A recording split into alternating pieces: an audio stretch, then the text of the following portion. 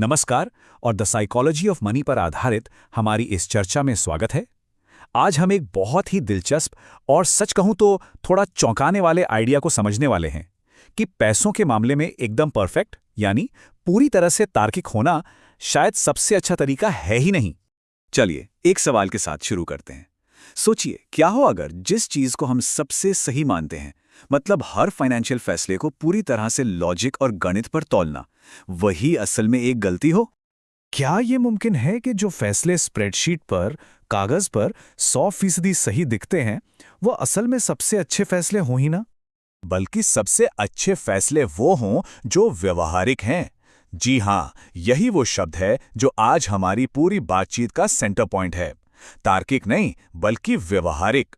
अच्छा, इस फर्क को और अच्छे से समझने के लिए चलिए एक छोटी सी कहानी देखते हैं। दो तरह के इन्वेस्टर्स की कहानी, एक जो परफेक्शन के पीछे भागता है और दूसरा जो बस लगातार टिका रहता है। तो मिलिए हमारे पहले इन्वेस्टर से। ये हैं परफेक्शनिस्ट, मतलब हर चीज की तह तक जाते हैं, हर रिपोर्ट पढ़ते हैं, हर रिस्क को एनालाइज करते हैं और बाजार में एंट्री के लिए उस एकदम परफेक्ट पल का इंतजार करते हैं।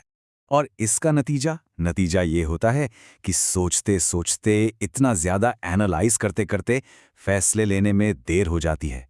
अच्छे मौके हाथ से फिसल जाते हैं और ये जहां थे वहीं के वहीं रह जाते हैं। अब आते हैं हमारे दूसरे इन्वेस्टर पर। ये परफेक्ट बनने की कोई कोशिश नहीं करते, ये बस सिंपल प्रैक्टिकल फैसले लेते हैं, ऐसे फैसले जो इन्हें समझ आते हैं और जिनके साथ ही आराम से रह सकते हैं। और इसका नतीजा क्या होता है?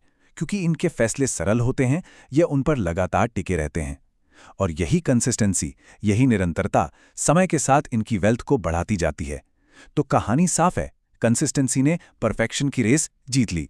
तो इस कहानी से हमें क्या पता चलता है? चलिए अब जरा ठीक से समझते हैं कि इस तार्किक और व्यावहारिक सोच में असल में अंतर क्या है और क्यों एक सोच दूसरे से कहीं ज्यादा बेहतर है। देखिए, ये स्लाइड इन दोनों सोच को बिल्कुल आमने सामने रख देती है। एक तरफ है तार्किक सोच, जो सिर्फ नंबर और लॉजिक पर चलती है। ये स्प्रेडशीट पर तो एकदम कमाल दिखती है। पर दूसरी तरफ है व्यवहारिक सोच, जो आराम, सादगी और सबसे जरूरी मन की शांति को महत्व देती है। और यही वो सोच है जो असल जिंदगी में काम करती है, जहां सिर्फ नंबर नहीं, हमारी भावनाएं भी होती हैं। और यही सबसे जरूरी बात है। हम सब इंसान हैं, कोई रोबोट तो है नहीं। अगर कोई फाइनेंशियल प्लान इतना कॉम्प्लेक्स है या इतना रिस्की है कि वो रातों की नींद उड़ा दे, तो आप उसे ज्यादा दिन तक फॉलो नहीं कर पाएंगे, भले ही वो कागज पर कितना भी फायदेमंद क्यों ना दिखे। तो अब ये समझते हैं कि ये कंसिस्टेंसी वाला फायदा काम कैसे करता है और क्यों एक ठीक ठाक सा लगने वाला प्लान भी एक परफेक्ट प्लान से बेहतर नतीजा दे सकता है। इसका पूरा खेल है लगातार टिके रहने की ताकत का। देखिए, मकसद ये नहीं है कि दुनिया की सबसे बेस्ट इन्वेस्टमेंट स्ट्रैटेजी खोज निकाली जाए। मकसद तो बस एक ऐसी स्ट्रैटेजी ढूंढना है जो इतनी सिंपल और आरामदायक हो कि कोई भी उस पर सालों साल बिना किसी टेंशन के टिका रह सके। ये जो एक लाइन है ना, ये इस पूरे चैप्टर का कह सकते हैं कि निचोड़ है। एक अच्छी योजना जिसका आप पालन करते हैं, उस उत्तम योजना से बेहतर है जिसे आप छोड़ देते हैं। पूरी बात इसी एक विचार पर आके खत्म हो जाती है। यहां पर दो रास्ते बिल्कुल साफ हैं।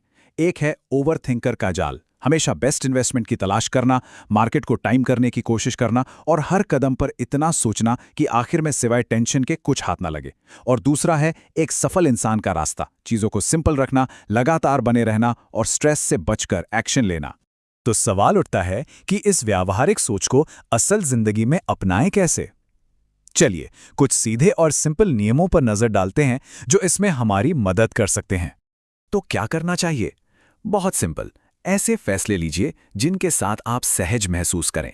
फिर चाहे कुछ भी हो जाए, अपनी योजना पर टिके रहिए और हमेशा लंबी अवधि का सोचिए। शॉर्ट टर्म के उतार चढ़ाव से परेशान मत होइए। और क्या बिल्कुल नहीं करना है? परफेक्शन के पीछे भागना छोड़ दीजिए। हर छोटी बड़ी चीज का जरूरत से ज्यादा विश्लेषण मत कीजिए। और सबसे जरूरी, अपने स्वभाव, अपनी भावनाओं और अपने व्यवहार को कभी भी नजरअंदाज मत कीजिए। तो चलिए अब इस पूरी बातचीत को समेटते हैं और इस चैप्टर की सबसे बड़ी और सबसे जरूरी सीख पर आते हैं। हमेशा याद रखिए, पैसा सिर्फ मैथ्स या नंबर का खेल नहीं है, ये असल में इंसानी व्यवहार का खेल है। आपकी आदतें, आपका डर, आपकी सहन शक्ति, ये सब मिलकर आपके फाइनेंशियल फ्यूचर को तय करते हैं।